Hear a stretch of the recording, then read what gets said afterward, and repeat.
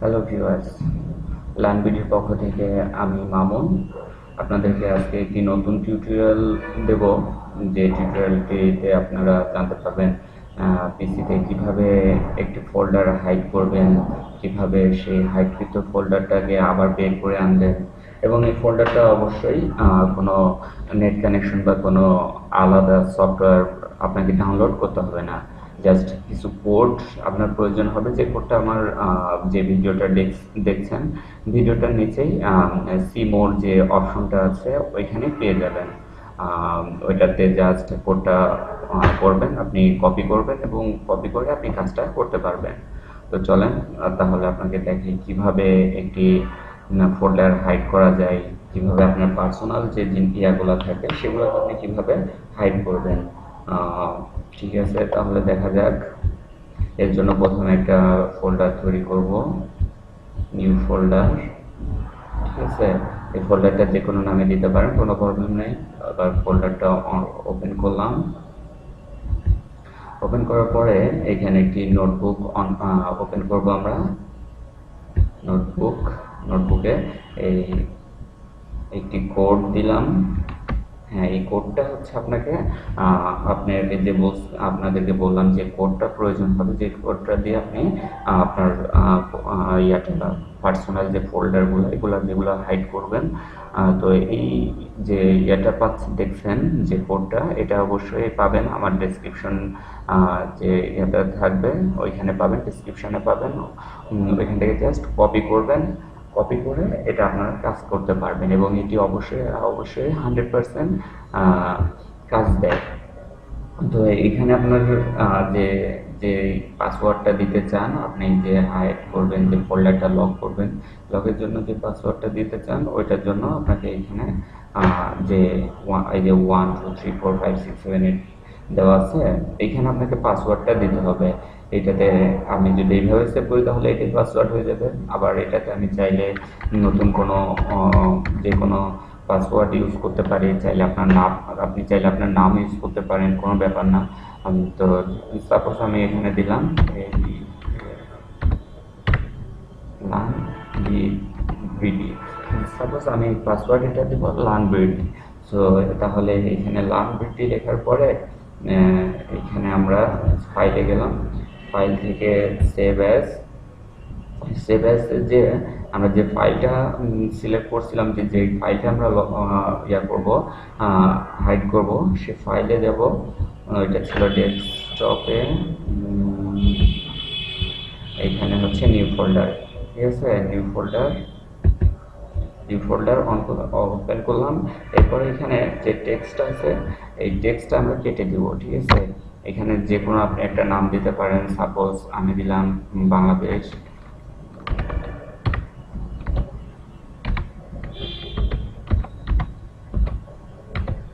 Suppose আমি দিলাম বাংলাদেশ। এরপরে এখানে আপনাকে লিখতে হবে ডট BAT, ব্যাট। এটা হচ্ছে যে এই ডট যে ব্যাটটা, এটার মাধ্যমে আপনি আপনার যে ফোল্ডারটা এটাকে ব্যাট ফাইল হিসাবে আপনি সেভ করবেন। ঠিক আছে, এবং এখানে দিবেন যে অল ফাইল। ঠিক আছে, অল ফাইলস আপনি সিলেক্ট করবেন, এরপরে জাস্ট সেভ দিবেন। সেভ দিলে এখানে দেখেন আপনার এই যে নিউ ফোল্ডার যে ফাইলটা আপনি তৈরি করছিলেন ওইটার ভিতরে একটি নতুন সেটিংস ফাইল তৈরি হয়ে গেছে, যে ফাইলটার মাধ্যমে আপনি এখন কাজ করবেন। দেখেন এখানে ডাবল ক্লিক করলাম, এটাতে ডাবল ক্লিক করার ফলে দেখেন একটি নতুন ফাইল তৈরি হয়ে গেছে, কিন্তু এটা লেখা আছে প্রাইভেট। ঠিক আছে, তো এই প্রাইভেট ফাইলটাই হচ্ছে আপনার হাইড ফাইল, যে ফাইলের মধ্যে আপনি সবকিছু হাইড করে রাখতে পারবেন। আপনার পার্সোনাল যে ভিডিও, মুভি বা পিকচার, যে কোনো পার্সোনাল রিলেটেড যে কিছু আপনি হাইড করতে চান, আপনি চাইলে এখানে রাখতে পারবেন। সাপোজ ধরেন আমি এই পিকটা আমি হাইড করব, তো এটা জাস্ট কপি করে আমরা এখানে কাট করে এখানে পেস্ট করলাম। করার পরে এখন আমরা ব্যাকে যাব। ব্যাকে যাওয়ার পরে এই যে আহ, বাংলাদেশ ব্যাট লেখা আছে, এটাতে আমরা ডাবল ক্লিক করলে এইটা আসবে, এই ফাইলটা আসবে। এখানে আমরা এখন জাস্ট এখানে লিখে দেখেন যে আর ইউ শিওর এই want to lock the folder, আপনি মানে ফোল্ডারটাকে আমি লক করতে চাই কিনা, তাহলে এখানে কিন্তু ওয়াই লিখতে হবে। জাস্ট ওয়াই লিখলেন এবং ইন্টারপ্রেস করলেন, ফলে দেখেন ফাইলটা কিন্তু হাইড হয়ে গেছে অলরেডি। এখন কিন্তু আমরা চাইলে এই ফাইল এই পিকটা, যে পিকটা আমরা হাইড করছিলাম ওই পিকটা খুঁজে পাবো না।